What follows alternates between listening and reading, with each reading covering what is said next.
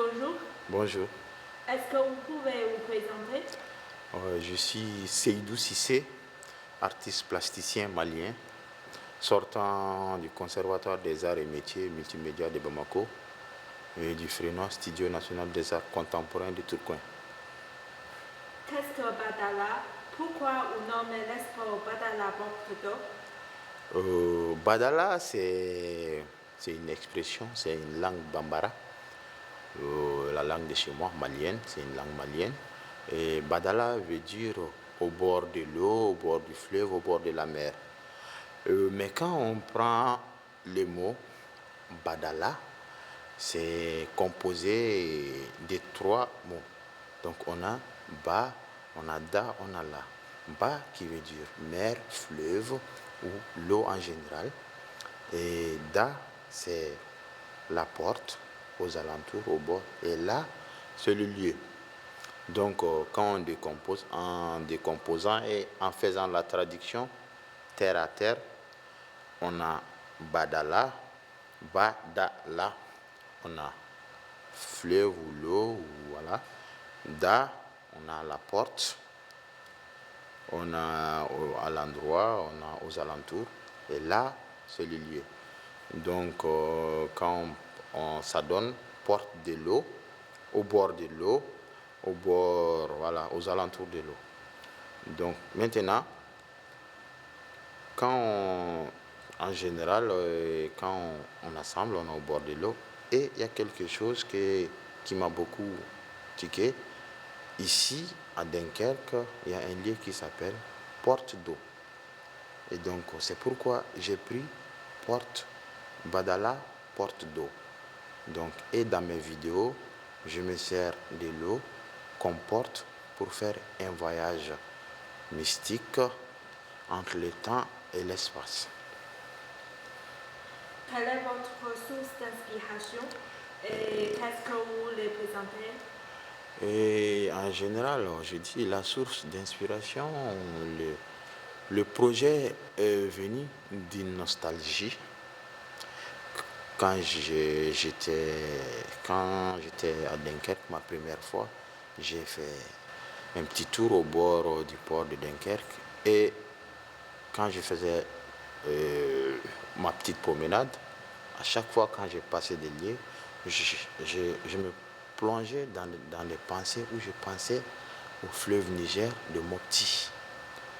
Et voilà, ça m'a beaucoup travaillé. Et à chaque fois, quand je me promène d'un lieu à un lieu, je ressens ça. Et sauf que ici, j'ai trouvé que c'est très froid et il n'y a pas cette animation qui est au bord du fleuve Niger où on voit des femmes et enfants au bord du fleuve qui font vaisselle et lessive, les piroguiers qui pagaient la pirogue, des bruits de chiens, et voilà.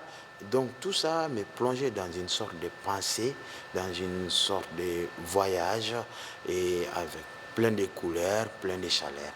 Et donc ça, j'avais ressenti ça. Et maintenant, le projet, j'ai postulé, j'ai vu le projet, il fallait faire quelque chose avec l'appel à projet, il fallait faire quelque chose par rapport à la ville de Dunkerque. Et j'ai pensé tout de suite à ça, à ma première promenade au bord de Dunkerque. Et j'ai postulé en exprimant ces sentiments. Et voilà, donc c'est ce qui a fait que j'ai fait ce travail, voilà, cette source d'inspiration d'ici et de là-bas. Voilà. Il y a trois installations vidéo ensemble. Pourquoi trois? Il y a trois installations vidéo. Ok. J'ai fait trois vidéos. C'est pas dans les hasards. Bon, dans mes démarches plastiques, je travaille dans l'univers des matières. Voilà, ça, j'aime travailler ça.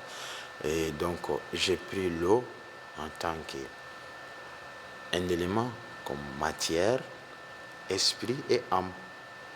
Donc je me suis dit, l'eau est composée de matière, d'esprit et d'âme. La matière qui est l'eau, l'esprit et l'âme qui est dans l'invisible. Donc la matière est visible, l'esprit et l'âme qui est invisible. Donc d'où les trois vidéos. Et voilà. Dans la première vidéo, il y a des moutons, des enfants, des pirogues, la construction malienne. SCH. Pouvez-vous nous présenter votre première vidéo plus concrètement?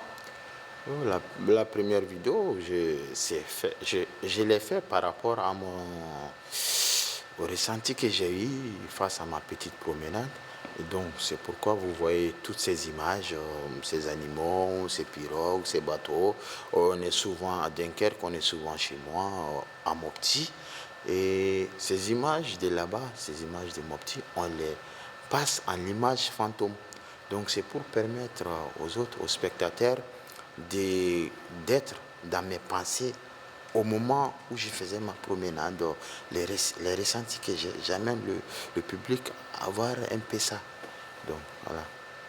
Il n'y a que la première vidéo avec du son et les deux autres sans son. Vous pouvez nous présenter aussi les deux autres vidéos?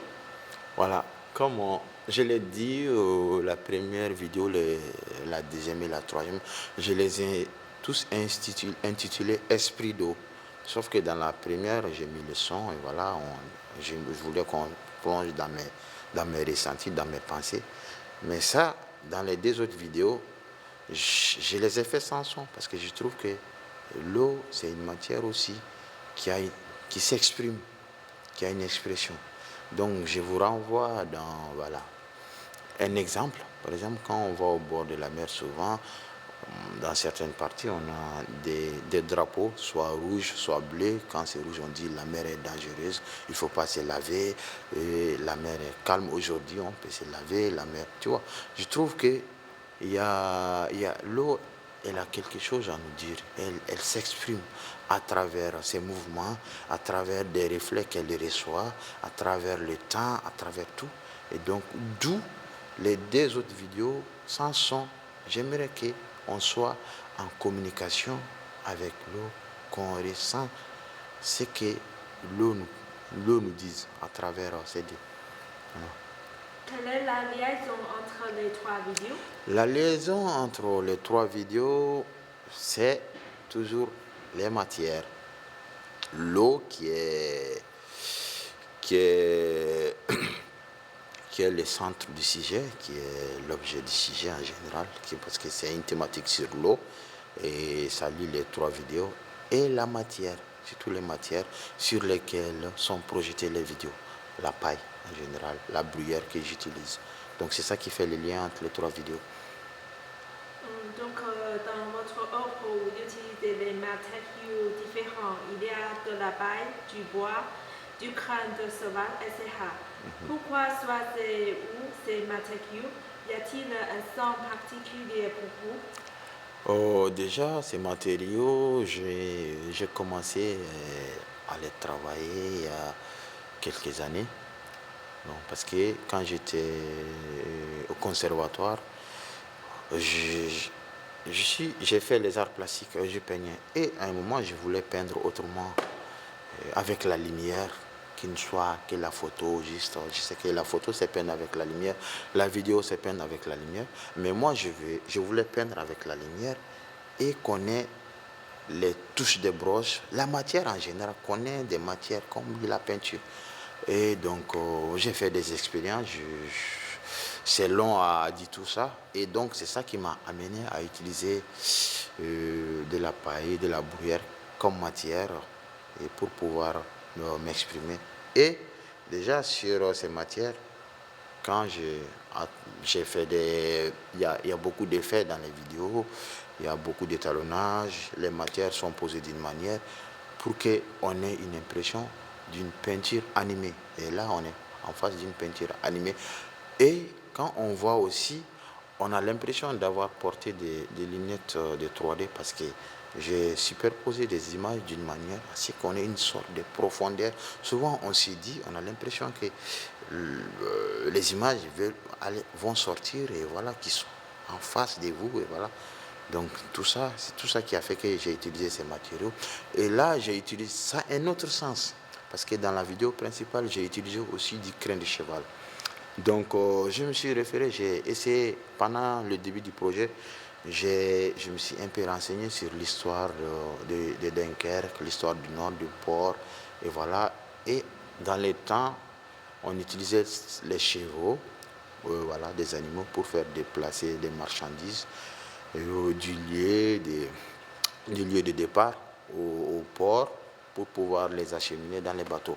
Et il se trouve qu'au fleuve Niger aussi, c'est la même chose. Chez nous, on utilise des ânes, des animaux en général, des chevaux, pour faire déplacer les marchandises.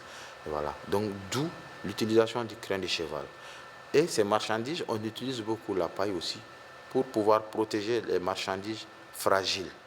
Et donc, les animaux, la paille qui porte ces marchandises. Et moi, j'ai fait des supports maintenant, ces supports qui représentent ces animaux, on a du crin de cheval, on a de la paille, et maintenant, cette fois-ci, les marchandises c'est les images que je projette. Donc, et les marchandises, les animaux, bon, comme il y a du crin de cheval qui représente des animaux, et la paille, et ils portent mes images. Donc, d'où ces liens, toutes ces utilisations, et voilà. Vous êtes malien. On a une forte impression de la culture du Mali dans ces installations vidéo. Mais en même temps, vous y ajoutez aussi d'autres images. Par exemple, les images du bord de Dunkerque. Pourquoi vous mélangez ces deux cultures différentes dans votre œuvre? Déjà, c'était le but du projet, de faire un lien à travers la thématique qui est l'eau, entre ici et là-bas, entre Dunkerque et Mopti, à travers le port de Dunkerque et le fleuve Niger, d'où l'utilisation de ces images ici et là-bas. Donc, c'est pour faire le lien, c'est pour être dans le sujet et voilà, c'est pour amener les spectateurs à être dans les ressentis aussi, d'où ces utilisations de ces images. Et voilà. Vous êtes un artiste qui voyage dans l'univers. Avec votre expérience individuelle, comment trouvez-vous le mélange dans des autres cultures dans l'art contemporain? Je trouve que, en parlant, je trouve que l'art contemporain, c'est un langage universel déjà. Et donc, plus on découvre d'autres cultures, plus on est amené à à avoir une distance de sa culture. On a une sorte de recul entre sa culture et les autres. Et en plus, c'est enrichissant parce que plus on découvre, plus on mélange aussi d'autres choses qui ne sont pas de sa culture dans l'œuvre. Ça permet à l'œuvre d'être comprise, d'être pertinente. Ça dépend de la façon d'utiliser. Et chaque citoyen peut s'y retrouver dans l'œuvre. Donc, je trouve que c'est intéressant ces mélanges. Est-ce que votre expérience multiculturelle influe vos créations dans votre œuvre? Vous pouvez nous en parler un peu? Ah oui, c'est très normal que plus on découvre quelque chose, plus on découvre une culture, une tradition, quelque chose. C'est intéressant, c'est normal que ça influe sur l'œuvre. Et voilà, et dans mon cas, je dirais que c'est comme je viens de le dire, j'ai un recul par rapport à ma culture, par rapport aux autres. Et donc, ça me permet d'enrichir mes œuvres et donc ça me permet d'avancer en m'enrichissant et en enrichissant ce que je fais. Voilà, c'est ça. Merci.